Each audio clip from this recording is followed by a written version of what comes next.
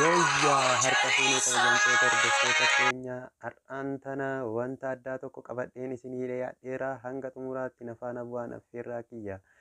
Akkuma beekamu kuni mubeetiyuuf yeroo hundaa dhimma barnootaa fi dhimma barumsaa irratti wanta hedduun kan sheer walii goonuu kan isinii dabarsu waan ta'eef sabiskiraayib gochuu hin irraanfatina, laayik sheer gochuu hin irraanfatina. So har'aan tana barattoota lama mana barumsa bultii addaa irraa qabadheen isinii dhiyaadheen jira. Barattoonni kun lamaan namoota barattoota qabxii ol'aanaa galmeessanii fi yuunivarsiitii Kooriyaa Kibbaatti barachuudhaaf warroota xumuratanii yuunivarsiitii iskoolarshiippii yuunivarsiitii Kooriyaa Kibbaa akkaataa itti xumuratanii fi piroosesiin isaan qonnamee fi wantoonni isaan qonname maal akka fakkaatuu fi kanaaf kan kana fakkaatan hanga xumuraatti isaa wajjin deemuudhaan kan ilaalluu fi wanta dabalataan isinis beekuu qabdan kan itti isinii dabalu ta'a. Waan kana ta'eef hanga xumuraatti nafaana bu'aan affeerraa kiyya. So wantoonni iskoolarshiippiidhaaf nu barbaachisan maal akka ta'ellee gara xumuraatti hedduun isin dhageessisaa. Anis iskoolarshiippii tokko guuteen xumureen jira. Piroosesii ani deemes riizaaltii isaa qofa eeggataa jira. Piroosesii ani deemes kan waliin ilaallu ta'a gara fuulduraatti. YouTube kana sabiskiraayib gochuu hin irraanfatina. Namoonni iskoolarshiippii argachuudhaaf fedhii iskoolarshiippii qabdan viidiyoo kana sirriitti ilaalaa. Barnoota irraa argattu, barnoota hedduu irraa argattu. Waan kana ta'eef viidiyoo kana sirriitti ilaalaa. Kaayyoo keessan bakka barbaaddan ni geettanii abdii hin kutinaa. Iskoolarshiippiidhaaf maaltu akka barbaachisullee gara boodaatti kan bal'inaan isinii ibsu ta'a. Hanga xumuraatti na faana bu'aa.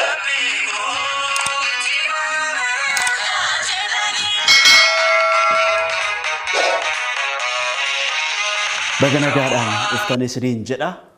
Maqaa kee daawwattoota keenya. Tole baga nagaan nu eegdan galatooma asxanaa feeroo keessaniif maqaan koo Eliyaas Shaanqoon jedhama. Bultii addaatti ture kan baradhe amma yuunivarsiitii Finfinneetti barachaa kan jirtu. Tole. Galatoomaa jecha ani maqaan koo Surraa Habtaamuun jedhama. Mana barumsaa bultii addaa kan Adaamaatti argamu irraa bara darbee baanee amma yuunivarsiitii Finfinnee kiiloo 5tti barnoota injiinaringii barachaa jira. Yeroo sana qabxii meeqa yuunivarsiitiin Finfinnee seente? Yeroo sana qormaata biyyoolessaa kutaa 12ffaa irratti qabxii 640 galmeessisuudhaan waaqnis nu gargaaree milkoofne yuunivarsiitii Finfinnee seennee turre. Maal barachaa jirta? Amma fireeshmaanii barachaa turre dipaartimentii injiinaringii waggaa jalqabaa barachaa jirra. Okay.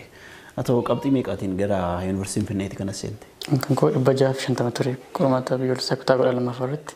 Amma akkuma isaan injiinaringii waggaa tokkoffaa fireeshmaanii barachaa jirra walumaan. Okay, akka Oromiyaatti yeroo sana meeqaffaa irra turte jechuudha? Akka Oromiyaatti 3ffaa ture. Nama 3ffaa ture? Qabxii guddaa galmeessuudhaan jechuudha. Tole harri barumsaa maal fakkaata? Yuunivarsiitii Finfinneetti waggaa tokko xumuraa jirtu natti fakkaata. Yuunivarsiitiin Finfinnee akkuma beekamu akka biyya keenyaattis yuunivarsiitii beekamaadha. Wantoonni gaggaarii baay'een jijjiiru.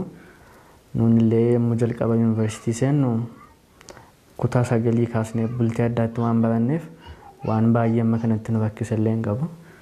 Garuu yuunivarsiitiin Finfinnee yuunivarsiitii gaariidha. Haaluma gaariidhaan dabarsine. Baay'ee. Tole egaa ati amma akka Oromiyaatti nama 3ffaa taate xumurtee akka biyyaatti meeqaffaa akka taate beektaa?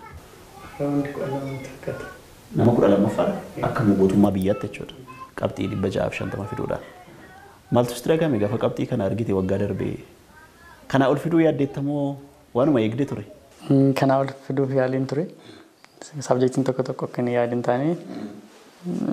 To be honest garuu kanaaf iyyuu akka nan galateeffadha. Maybe hammaan argachuu qabu ol waaqatu na laata jedhees nan galateeffadha. Garuu sabjektii tokko akka hin yaadin taane. Maal fa'a irratti akka yaaddesii ta'uu dide? Fakkeenyaaf yeroo sana baayoloojii akka hin hojjenne nan beekan ture. Sababa baayoloojicha baay'een finneef aptituudii immoo nan hojjedhanii konfiidensii qaba ture. Sanaaf isa sana aptituudii sana gaarii yoon fide baayoloojii sana kavarnaa godha jedhee yaadeen ture. Kacarraa gara aptituudicha akka hin yaadin taane hunda'uun hundumaa gadi liistii na jalaa ta'e. Aptituudii jechuudha. Kanaaf isarratti akka yaadin taane malee qabxichi wadaamitti waaqa baay'een galateeffadha kan argachuu kottis. Mee qabxii kana fiddee egaa dipaartimentii injiinaringii akkamitti seette? Gara madiisiniif ammaa fi yaaluu dhiiste moo filannoo keeti? Fayyaa barbaadu ture jechuun akkuma isin jedhe baayoloojii kana jaalalsaa isin qabu. Naa waan akkasii kana baay'ee natti hin tolu ture. Fedha isaan qabu. Gara fiiziksii fa'a. Fedhuma kooti jechuudha. Meeqa amma yuunivarsiitii Finfinnee irraatii gara yuunivarsiitii Kooriyaa kibbaa jiru deemaadha kan isin jirtani.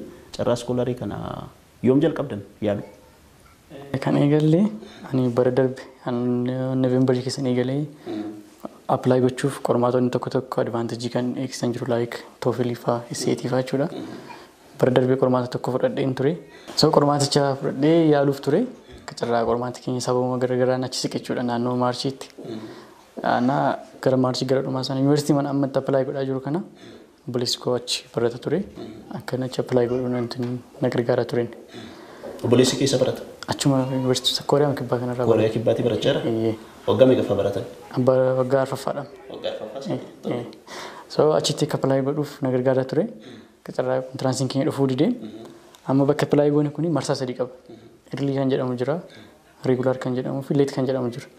Amma late kan jedhamu kun carraan isaa baay'ee dhiphaadha. Akka carraa yeroo sana qabxii keenya kana waan dhagaanii fi Oromoo community'n jira. Achi Siyool jechuudha Kooriyaa kibbaa. Oromoo community barattootaan immoo hawaasuma achi jiraatu jira. Barattoonnis jiru, namooti gurguddaan waggaa 20 waan akkasii jiraatanis jiru kan dhagayeet jechuudha. So isaan ijoollee kanaaf hin kaffalla jedhan. Wanticha apply gochuu fi kaffaltii wayii qaba. $80. So anaaf surraas dabalatee naa olis jira ture Beeteleem jirti. Around barattoota torba $80 tokko keenyaaf kaffalanii apply goonuu gargaaran jechuudha. Yeroo sana dhaqan seriously eegale. Barataa Gammachuu Baqqalee kan jedhamu achi jira ture mucachi bara 2537 akka biyyaatti tokkoffaa ture. Ammallee achirraa gara UST deemee PhD dhaaf inni essay garagaraa jira ture isa fa'aa ediit godhee nu gargaare Gammachuuni. Obboleessi koo jira ijoolleen garagaraa jiru. Sun booda apply goone carraa garuu naa ol qofatu fudhatamee ture. Isin keessaa jechuudha. Akkuma Itoophiyaatti nama tokko qofa darbee naa oltu darbee jechuudha. Barattoota baay'eedha kan yaale wanta sana akka biyyaatti jechuudha. Maybe jiraachuu danda'u. Barataa kan ani beekuyyuu nama biraayyuu mana barumsaa keenyarraayyuu nama torbadha. Bakka irraas jiraachuu nuuf. Hunduma keenya keessa naa ol piroofaayiliin isaa nurra gaarii waan tureef yeroo sana fudhatame jechuudhaan. Sun booda naaf surraanii wanticha dhabuu keenyatti aarreerraa amma jechuun baay'ee waan akkasii kana yaada ture duraanii jechuudha. So yuunivarsiitii Finfinnee kana galee dubbiyoonis yuunivarsiitii Finfinnee kanatti amma kana barumsicha irratti fookas goonee barachaa turre. Isuma kana aadinaa jechuudha. Okay, wanta iskoolaarii irratti xiyyeeffachaa turtan malee barumsa idilee barachaa turtan irratti xiyyeeffachaa. Xiyyeeffanni sirriidha. Isarratti xiyyeeffachaa ture baay'ee tokko dhamaanii ture safir goonirra jechuudha. Sun booda amma carraan kan biraa jira ture. Nayyaalee jechuudha Minirbaa jedhama. Minirbaa iskoolii kan jedhamu jira. Nayyaalee interviyuu wayiyyuu na godhanii ture. Ammas rijeektiin ta'ee lammaffaa jechuudha.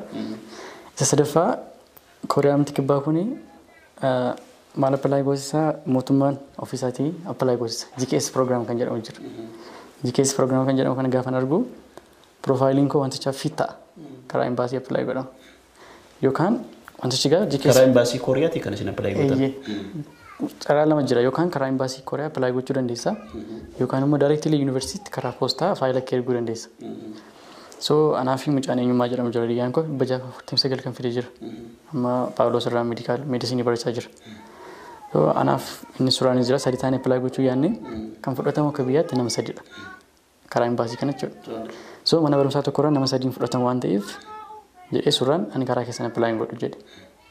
Yoo darbanis sinna caala qabdu waan ta'eef lamaan yoo fudhatu sadan keenya mana barumsaa tokkorraa fudhatan akka biyyaatti jedhee maal godhaa directly riskii fudhatee jechuudha. Poostaa qarshii irraa 2,000 kaffallee poostaadhaan yuunivarsiitii ergine kan isaa. Anaaf mucaan immoo as imbaasiitti apply goone jechuudha. So gaafa dhufu mucaa isa sana interviiwtii waamame ani immoo interviiwtiif na waamne jechuudha. Amma sadaffaa rijeektiin ta'e. Isa karaa imbaasii. Gaafa laan ijoollee apply godhan nan beekaa piroofaayiliin koo hunduma keessaa guddaa ture. Dabalatammoo egzaamii TOEFL jedhamu qaba. Eeyyee maal fakkan kofillee hin beeku garuu. Kumachuus hin danda'u maal fakka ta'e hin beeku maybe dogoggora koos ta'uu danda'a. So waan hin qabu irratti dabalata sartifikeetii wayyuu nan qaba. Examii TOEFL jedhamu jira language proficiency test. Nuyyuu value qaba ture isas qabxii gaariin qaba ture qoramiini isas gasheen ture. Ta'uu ijoollee warra naa gadi qaban interviiwtii waamanii naannoo waamne ture rijeektiin ta'e jechuudha sadaffaa. Amma sabdiin kutan. Hin kutanne. Kanarraa immoo gaafa apply goonu kana akka carraasii faanaalii qoramaa turre. Faanaalii gaafa qoramnu facaasaa faanaalii qoramne roobii immoo TOEFL qoramna jechuudha lamaan keenya. Haalatti jechuudha. asitti qoramnee Seent Meeriitti Meeksikootti. Akka danda'u carraa kanaan galateeffachuu kan barbaadu US namoonni jiran jiru lalisaa hiikaafa achi addi galaanii firrisaa kan jedhamanis jiru isaan tunuu kaffalee ture qormaata kan doolaara 200 lamaan keenyaaf. So asii facaasaa faanaalii qoramaa jirra. Faanaalichi darbee gidduutti gaappii guyyaa tokkoof waan akkasii qaba. Facaasaa faanaalicha maatisii qoramne maatisiidhaan natti fakkaata. Maatisii qoramne roobii isaa immoo barii kaanii toofilii qoramnaa jechuudha. Amma inni baasii kun immoo next week waan ta'eef mana barumsaa Adaamaa deemnee recommendation letter barsiisota irraa fudhachuu qabna. Kamisa isaa immoo faanaalii jira Ingiliffa. So maal goonaa facaasaa maatisii xumurree galgala isaa toofilicha xiqqoo ishee lallaallee sassakatu dubbisu yeroo arganne barii isaa kaanii qoramne jechuudha Seent Meeriitti. Sa'a 3tti eegalee torbatti xumurree torbatti immoo kaanii Adaamaa geenye. Adaamaa gaafa dhannoo akka carraa daayirikteerri keenya dhimma isaa mudatee bakkee bahanii hin bulle jechuudha achi. Barii sa'aatii 12 akkasitiin ka'anii dafanii hojjetanii dhufnee sa'aatii konkolaataa dhabnee sa'aatii 7 as geenye. 8tti immoo Ingiliffa seenaa jechuudha egzaamii. Amma sadaffaa rijeektii isa ta'u kanadha. Akkas ta'ee sa'aatii 8tti geenye Ingiliffa keenya qoramne akkuma ta'etti waan nu gargaaree qabxiilee gaarii finnee ture. Haala kana keessaan appilaayi godhee sadaffaa waan rijeektii ta'eef baay'ee tokko natti dhaga'amee ture. Akkasitti safar goonirra jechuudha. Kan koo kan rijeektii ta'ee kan saamuu torbee tokko booda intarviiyuutiif sabaamani. Isa karaa yuunivarsiitii ergachuudha. Yuunivarsiitii garaagaraatti jechuudha kan isin yaalaa turte. Yuunivarsiitii garaagaraatti. Amma GKS'n kuni mootummaan Kooriyaatti sappoortii godha garuu yoo barbaadde karaa imbaasii yoo barbaadde karaa yuunivarsiitii barbaadde filattee ergachuu dandeessa.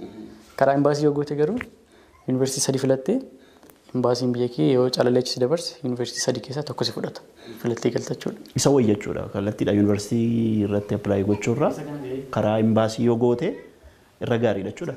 Inni riiskiin fudhate jechuudha. Sadan keenya fudhatanii bakka tokko waan ta'eef riiskiin fudhanii ergine kan isaa. So kan isaan interviiwudhaaf isa waamanii amma kan koo dhabeera waan ta'eef atleast inni darbuu qabaadha. So interviiw isaa gaaffiiwwan interviiw gaafatamuu danda'a YouTube irraa barbaanne lamaan keenya. Mucaan Kiriyaan Kosunis interviiw waamamee ture eenyummaan hin jedhe. Carraa interviiw irratti milkoofneef malee innis gaaffii warri imbaasii dursanii gaafatamu inni immoo isaan booda torbee tokko waan akkasii booda gaafatan. Gaaffii walitti qabnee guyyaa tokko guutuu practice goone. Akka carraa interviiw isaas lafa kilaasii wayii barbaannee goone innis interviiw sana milkaa'ee darbee kan isaa dhageenye jechuudha. Inni akka darbe dhageenyeerra. Ani immoo gidduutti gara isaatti dhufume yeroo darbeeti maaltu dhagahame? Akkuma inni jedhe kanaan dura carraawwan adda addaa baay'eetu ture. Yommuu preparaatoorii ture yommuu 12 barannus numa yaalla garuu amma kanatti beekumsa waa'ee carraa biyya alaa updated ta'e kana qormaatolee international ta'an akka TOEFL SAT kana waan fudhannee hin beekneef amma kanatti successful hin ture yeroo sana. Dhugaa dubbachuudhaaf yeroo sana garuu gaafa reject ta'an bu'aasaa waan hin beekneef yommuu preparaatoorii ture badaa nutti hin dhaga'amu rejectioniin dhufnees jireenya yuunivarsiitii Finfinnee kana sin argine waan ta'eef garuu yuunivarsiitii Finfinnee dhufnee karaa keenya yuunivarsiitii tokko lamatti qarshii keenya kaffallee application fee kaffallee yommuu reject taanu garuu baay'ee tokko hamilee nama buusa. Akkuma inni jedhe immoo GKS'n kun immoo ammuma yoonaattu karaa yuunivarsiitii tiraakii kan jedhamu kana biyya keenyaarraa namni darban jiru. Kootaan illee hin jiru biyya keenyaa fi biyyoota Iirooppii kan biraa wajjin wal dorgomanii biyya 45 akkas wal dorgomanii nama 9tu keessaa darbu. Biyyoota Iirooppii gurguddoodha. Isaanii kan ammaa kwaalifikeeshinii adda addaa qabu. IB dippiloomaa kan jedhamu jira. AP test kan jedhamu jira. Biyya keenya keessatti immoo wanta akkasii mana barnootaa gurguddoo tokko lama ICS international faa keessatti kennamu immoo achi deemnee fudhachuuf immoo carraan arganne riiskiin fudhannee karaa mana poostaa appilaayi godhee anoo isa isaan rejected ta'an irratti iyyuu isaan xinnoo ishee piroofaayiliin na caalaa qabu waan ta'eef isa isaan karaa kana rejected ta'an ani bakka karaa sana na fudhatu jedhee yaadne garummaan wantan gochuu qaburraa wantan hir'isee hin qabu. Yaaduu kenniif jechuudha. Wantan gochuu danda'urraa waan humna koorraa waan hir'isee godhe hin qabu hamileen na bu'e jechuudha. Wanta barbaachisu hundumaa guuteen itti argee akka carraa ta'e waaqni na gargaaree isaan na waamanii baay'een gammada dhugaa dubbachuudhaaf. Isa dura milkoofte garuu? Isa dura milkaa'e akka carraa ta'e amma sa'aatii 5tti kilaasii qabna ture. warri Kooriyaa ammoo sa'aatii 5 jechuun isaan biratti 11 waan ta'eef beeksisa baay'ee isaanii sa'a 5tti baasu. Jalqabas haa ta'u ani ilaaluun illee Sodaatte. beeksisa baasu waan ta'eef maqaa baasu waan ta'eef ani ilaaluun xinnoo ishee gahaan waan nan dandeenyeef isatu ilaalee natti hime saboodha bakka baay'ee gammanne yaa bu'aa namni waan tokko dhamee gaafa argatu baay'ee gammada.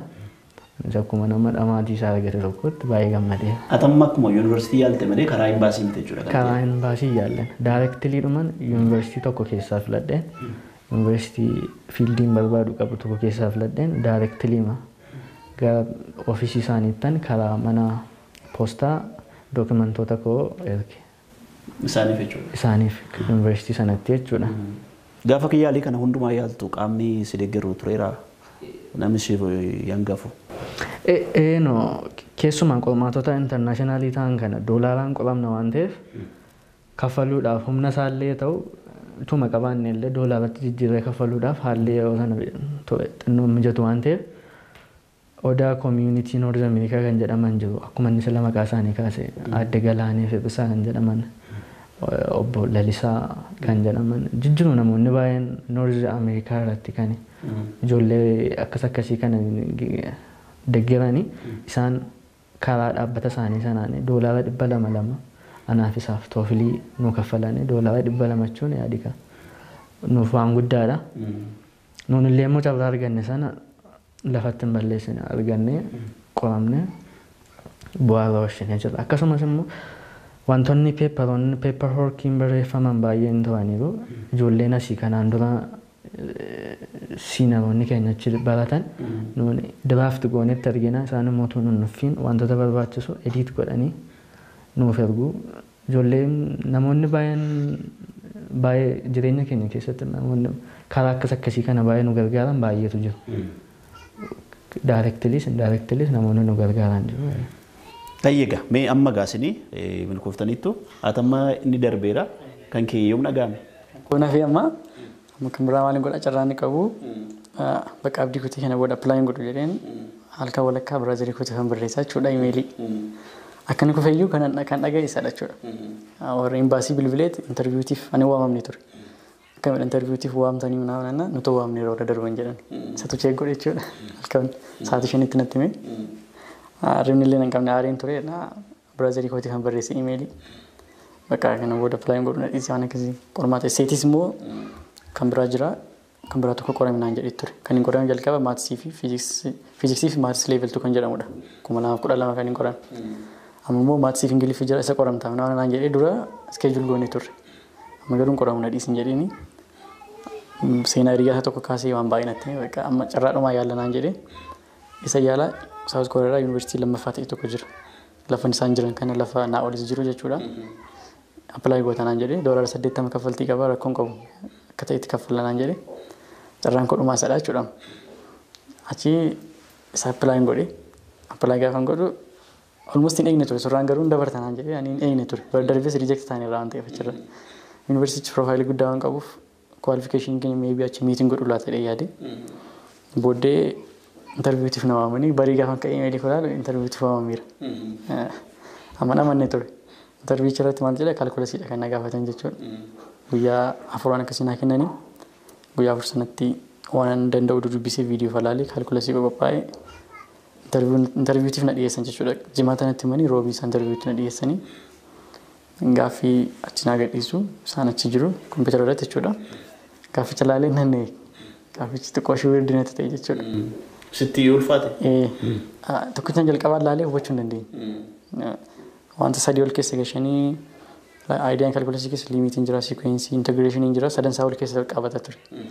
So adda baasee hubachuu hin dandeenye bakka amma as geennan kufaan jedhee intarviicha irra taa'een amma arrafaa kufu godha jechuudha kana yoon kufe. Kajarraa xiqqoo ishee gaafa yaadu yaadni naa dhufe isaanii egzaaktii deebii kollaallee isteeppii kollaalanii sirriidha bakka inni bira na dabarsanii kan biraatti. Jaanuwaarii 7 gaafa ayyaanaa jechuudha gaafa kirismasii kan isaanii manni buraayyuudha. Amma maatii isaanii buraayyuu jiru maatii isaanii nu waamanii ayyaana achitti dabarsuuf deemneerra. Sa'aatii 5tti jechuudha akka inni jedhe kan Kooriyaa kan gadhiifamu gaafa ayyaanaa torbee lama dura jechuudha. Ani ilaallee ana wayyaa keessa taa'een akkasitti ofitti cufadheen taa'ee ilaaloo Arfafaadha wanti jechuudha. Yoon kufeessee sodaatte jechuudha. Baay'ee nageenya jechuudha wanni kun. Achiin ilaalee kottu naan jedhu kanan bare. Ati isaaf ilaaltee inni immoo siif ilaale jechuudha. Gama milkooftan isin jenna. Amma gaa yuunivarsiitii sana deemaadha kan isin jirtanii. Amma maalirra jirtu wanti isin hanqatu achi deemuudhaaf yookaan immoo achitti wanti isin nu rakkisa jettanii maaltu jira wanti isin barbaachisu deeggarsi? Akkuma beekamu biyya naannoo turte tokko kaatee yeroo naannoo biraa deemtu environmentiin naannoo sana jirullee haala namatti ta'uu danda'a. Kanaan ala immoo haalumti waqtaawwan amma addunyaan kun irra jirtu dhukkuboonni akka koronaan kunillee dhimmoota akkasii kana aktiivilii keessatti hirmaachuudhaaf xinnoo ishee nama rakkisaa jiru kanaaf wanti baasii hedduutu ba'ama waan akkasii kana irratti fakkeenyaaf kwaarantaayinii fa'aa guyyaa 10 hoteela qophaa taa'uufaan jira waan akkasii fa'aa irratti qophaa'u amma wantoota akkasii faayinaanshaali sappoort of goonee akka rakkinatti tunu mudanneef wanta tokko amma yayyaalaa jira faayinaanshaali sappoort of gochuudhaaf achitti jechuudha. Achitti amma yuunivarsiitiin utuu isin fudhatiin baasii ofii keessaniiti kan isin achi turtan? Guyyaa 10 kwaarantaayinii galuudhaa fi baasii mataa keenyaan ta'e yuunivarsiitiin kontaaktii nu gochuu hin danda'u maaliif isaanis wanta kana kiliir ta'uu keenya beekuu waan barbaadaniif wantoota akkasii kana achitti wantoota nu fuulduratti baasii nu fuuldura jirudha jechuudha. Amma baasii gaafataa jirtu baasii mamiiti?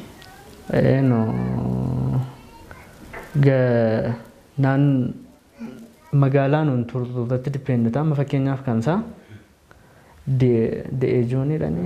deejeniidha. Leevel istaandardii magaalota sana keessatti laayif istaayilii namoonni gaggeessan irratti dipeendita. Garuu namoonni achi jijjiiranis jiru waan ta'eef wantoota tokko ammuma around average kaalamu $600 nu baasisa jennee yaadna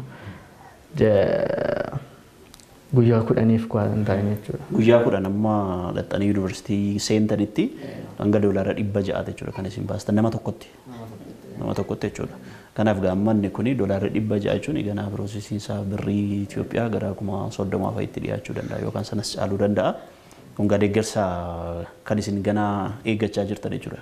Yoo maatii hin danda'e yoo maatii hin danda'u baate immoo qaamni isin deeggaru jiraachuu tura jiraata jechuudha. Ayyee mee eegummatii gara sana gaafa deemtu hankeessi bifuma wal fakkaataadha kwaarantaayinii akkuma sana dhattee seenta kaffaltiin isaas akkuma sana jechuudha. Amma gaafa dhattee seentu maal barachuudhaaf kanatti kaayyoo qabdu? Amma kan hin filadheeru kompiitar saayinsiidha achirratti. Actually yeroo achitti meejeriin flexibilidha jechuun waggaa tokko ergiin baradhee jijjiiruu ni danda'a jechuudha. Meejerii 2 barachuu meejerii tokkoof maayinerii tokko barachuu ni danda'a cinaatti. Ammaaf kompiitar saayinsii filadheera garuu riijidilii miti kan filadhee jechuudha. Jijjiiruu dandeessa jechuudha. Isin barreessuuf kanaaf jettan filadhee kompiitar saayinsii irratti waa barreessuuf mijataa waan ta'eef isa barachuu nan barbaada at least akka maayineriitti illee barachuu nan barbaada. Aerospace immoo yaadaan jira ammaaf waggaa tokko sana baradheen decide godha. Aerospace qorannoo hawaa? Aerospace engineering wantoota sana gara achitti fly wantoota godhan design gochuuf haadhatti jechuudha. Yaan akkasii yaadaan jira. Maaliif filatte kana? Interest isaan hawaasa keenya jechuun tajaajiluudhaaf amma mul'ati kee maa inni gaafa kana barattu? To be honest fakkeenyaaf amma yeroo darbee saatalaayitiin tokko gadhiifamee waan jedhamu haasa'amaa ture. As biyya kanatti? Amma garuu duuba isaa faaktiin tokko gaafa nagahu akka namoota chaayinaa ofuma isaanii akka hojjetanii achuma gadhiifame natti fakkaata. So waan kana baradhe at least qophaa kollee ta'uu baatu namoota barata wajjin asuma biyya kanarraayyuu akka gadhiifamu contribute gochuu hin danda'a jedhanii. Saatalaayitii jechuudha. Ofuma kooyyuu waan akkasii at least namoota waan kana hojjetan maddii ta'e waan wayii contribute gochuu hin danda'a jedhanii yaada at least. Maaliif kan Itoophiyaa ergi jedhame chaayinaarraa gadhiifamu asumaatu gadhiifame irra bareedaadha. Ana waan kan si keessatti contribute godhana jedhee na yaada waan yeroo tokko. Nama taajabbii keetii jechuudha. Kan Itoophiyaa chaayinaarraa gadhiifamuun ati immoo wanta sana fooyyessitee asumaatii beekumsa isaa guddifattee sana hojjechuudha jechuudha mul'ati kee. Atoo maal barachuudhaaf sirraa? Ani kan hin filadhe computer engineeringidha. Achi jalatti immoo cyber security fiildii meejarii jedhamu barachuuf filadhee jira. Achi maal tajaajila maal gochuu barbaadda uummata kanaatiif? Akkuma beekamu akka naannoottis ta'e akka biyyaatti ilaalle dhaabbattoonni cyber security hojjetan kaampaanonni adda addaan jiran garuu biyyootuma ollaa keenya biyyootuma ikoonomiin illee biyya kanaa gadi ta'an yoo ilaalle yookiin tokko yookiin lama cyber security kaampaanota qabaatan jiru.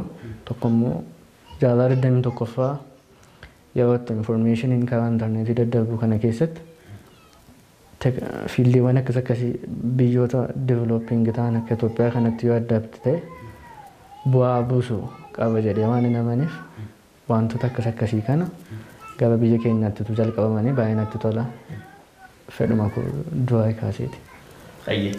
Ulfaadhaa milkaa'aa isiniin jechuu barbaanna. Baratti isin gama chaalenjii baay'ee wallaansoo baay'ee keessa dabartanii kufaa ka'aa waan yaaddan sana iskoolaarshiippii carraa barumsa biyya alaa kana milkeeffattanii kan isin jirtanii yeroo muraasa gidduutti gara sana imaltu jechuudha.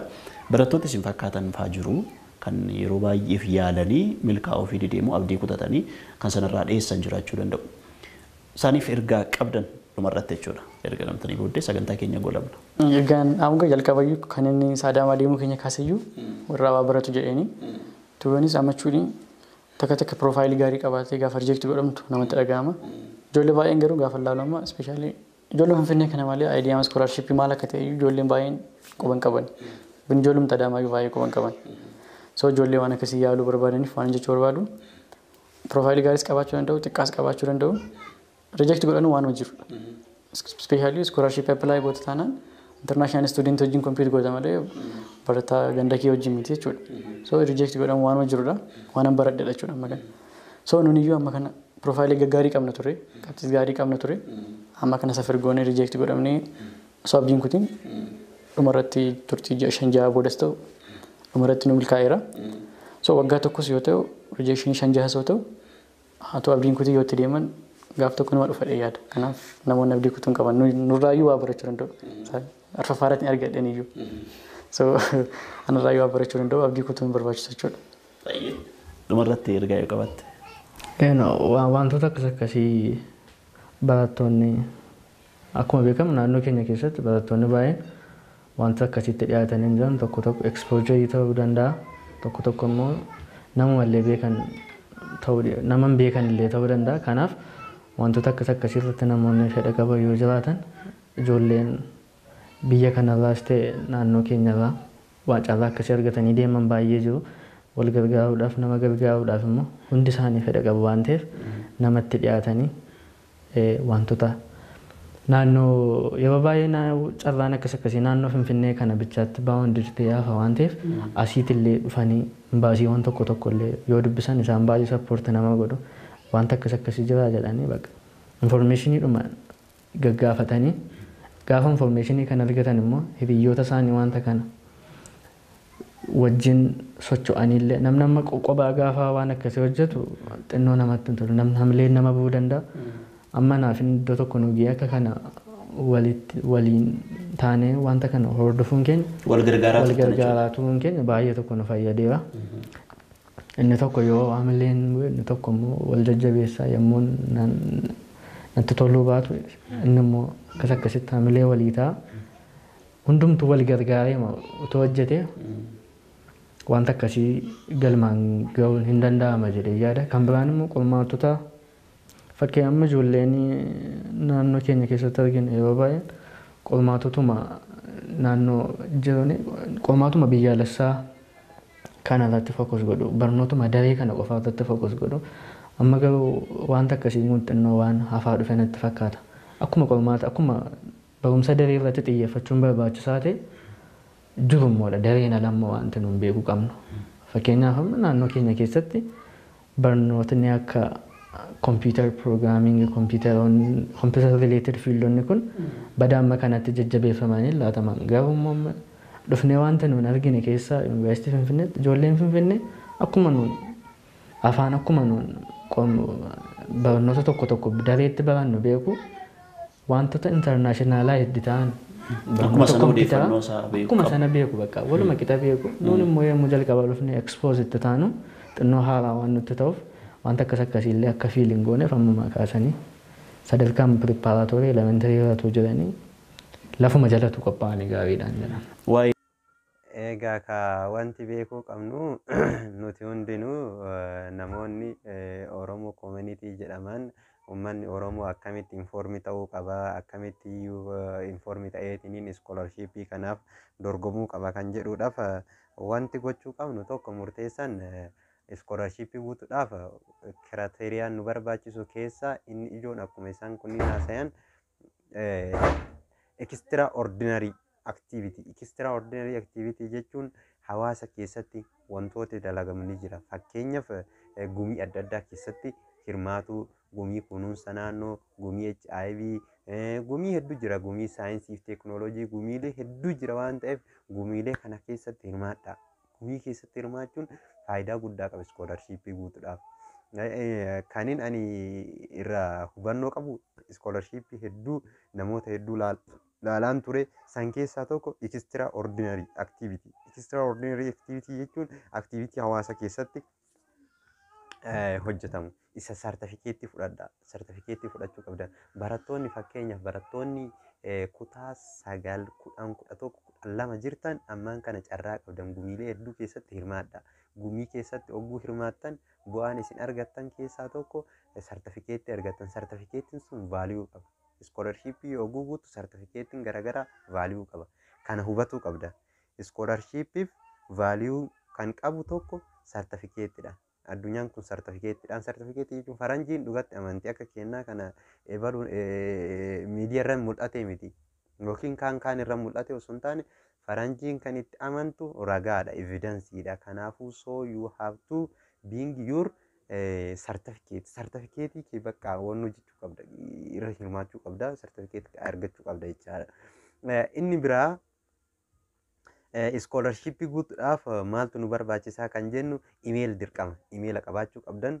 Imeelii qabaachuun keessan dirqama. Imeeliidhaan hordofta waan ta'eef imeeliidhaan guutta waan ta'eef iskoolarii Saawuz Kooriyaa kan jennu kana yaaliidhaaf qophiirra jira. Isa kana xiqqoosaa yaaleen jira. Wanti naaf hin mijanne wayii ni jira waan ta'eef rikomendeeshinii mana barumsaa irraa foormii jira. Foormii guutaniitiin mana barumsaa irraa rikomendeeshinii si barreessa dura taa'an. Foormii isaatu jira. Jarri foormii kanan ibsine na fakkaate foormii san fiddeetiniin mana barumsaa galchita. Mana barumsaa dura taa'aa kee akka foormii sanirraa ilaaleetiniin eessatti akka wannoon guutamu, firmaan eessatti akka guutamu, signichariin maqaan isaa wantoonni hedduu ni jira. Isa mana barumsaa galchita. Maal gochuu dandeettaa? Isa san daawulood gooteetiniin fudhatteetiniin daawulood gootee bifa maaliitiin deemuu ni dandeettaa? Bifa hardikooppiitiin jecha akka hunda'uutti fuutitiniin ittiin dubbistee haala saniin guutuu dandeetta. Akkuma jarri dura jedhan iskoolariin kun karaa lamaan guutama jedhe. Karaan tokko maaliini? Karaa imbaasii Kooriyaa kan Finfinnee jiruuni. Inni biraa immoo karaa poostatiin yuunivarsiitiidhaan. Karaa lamaan guutamaa akka ani kan bara kanaa sirriitti ilaaletti kan bara 2022 kan ilaaletti ammaan nam kamiyyuu ol kaatitiniin waan hojjechuu dandeetta. Guutuu dandeetta. Deedlaayiniin isaa hin murtoofne. Akkaataan deedlaayiniin isaa itti murtaa'u deedlaayinii jechuun guyyaan xumura isaa akkaataan itti murtaa'u garaagarummaa qaba. Waan kana ta'eef deedlaayiniin isaa hin murtoofne waan ta'eef isa kanallee deemsitiniin guutuu dandeessa jechuudha. Weebsaayitii isaanii irra galtee weebsaayitii isaanii yoo barbaachisaa ta'e yoo deemtanii ilaaltanii diskiripshin boksii jalaa ni argattu. Waan kana ta'eef liinkii isinii kaa'a. Inni biraa immoo iskoolarii argatteetiin namni deemte carraa kana ni qabda, carraa gaarii qabda, carraa argatte kanaan immoo hawaasa kee gargaari. Ijoollee Oromoo kan biyya keessa jiran kan informeeshina waa'ee iskoolarii hin qabne, iskoolariin akkamitti guutamaa kan hin qabne, iskoolarii guutuudhaaf dirqama qabxiin iskoolarii guutuudhaaf dirqama qabxii 600 ol fiduu hin qabdu. 400 illee meebii maalafaa keetiin guutuu ni dandeessa. Iskoolariin ajaa'ibaa tokko kan immoo teefloo jechuun dandeettii Ingiliffaa intarnaashinaala waan ta'eef akkuma yuunivarsiitii biyya keessaa kana sa'aatii fudhannu yuunivarsiitii biyya alaa dhaquudhaaf illee sa'aatii fudhannutu jira. Iskoolaastik aptituudota hedduutu jira. Gosa qorumsa hedduutu jira. Sartifikeetii isaan namaa kennama. Isa sanillee eessarratti fudhatan kan jedhuuf iddoo lama jira na fakkaate Itoophiyaa irra iddoo lamaan sana addaan baasnee Finfinnee fi tokko Adaamallee ni jira na fakkaate. Isa sanillee sirriitti addaan baasnee kan gara fuulduraatti isinii dhiyeessu ta'a. Sa'aatii fudhachuu namni barbaadu jechuun sa'aatii jechuun tireeningii Ingiliffaa jechuudha afaan Ingiliffaa. Aptituudii akkuma kutaa 12 fudhannu kanallee isuma sanis ni fudhanna jechaadha. Isaa fi kan kana fakkaatanii wantoota hedduutu jira. Iskoolarii guutuudhaaf dirqama wantoonni nu barbaachisan hedduutu jira. Kanaafuu wanti isiniin jechuu barbaadu iskoolarii guutuu namni barbaadan extraordinary activity qabaachuu qabdan jechuudha. Gumii adda addaa irraa sartifikeetii qabaachuu qabdan. Sartifikeetii dabalata. Sartifikeetii laangeejii jechuun laangeejii ni baratanii miti fakkeenyaaf ganna ni kennama namoonni yeroo boqonnaa laangeejii fudhatan English laangeejii drive license wantoota hedduu jira jechuudha. Wantoota akkanaa kanallee yoo qabaattan it is best baay'ee inni kunillee gaariidha. Waan kana ta'eef wantoota kanneen illee walitti qabadhaa. Iskaan gootanii galchitan ol kaateetiin hin deemtu. Fakkeenyaaf isa kana imbaasii kan Kooriyaa imbaasiidhaan waan hojjechuu dandeettaa yookiin immoo poostaadhaan akkuma jarri jette poostaadhaan wantoota kee CVdhaan kee poostaadhaan erguu dandeessa. CV illee ni jira. Akkamitti CV isee short isee waan jedhamu jira. Iseen akkamitti barraa'e kanneen illee gara fuulduraatti kan qabadhee isinii dhiyaadhu ta'a. Hanga xumuraatti YouTube kana subscribe godhaa. Fayyadama irraas fayyadama dhimma barnootaa irratti sirriitti hojjannaa dhimma barnootaa waliin kan hojjannu ta'a. Nu gahaa baay'ee gara fuulduraa immoo wantoota baay'ee akkamitti iskoolarii guutuu qabnaa steeppiidhaan kan isin argisiisu ta'a. Waan kana ta'eef yoo isinitti tole viidiyoo kana laayik godhaa. Subscribe gochuus hin irraanfatinaa isiniin hordoftoota.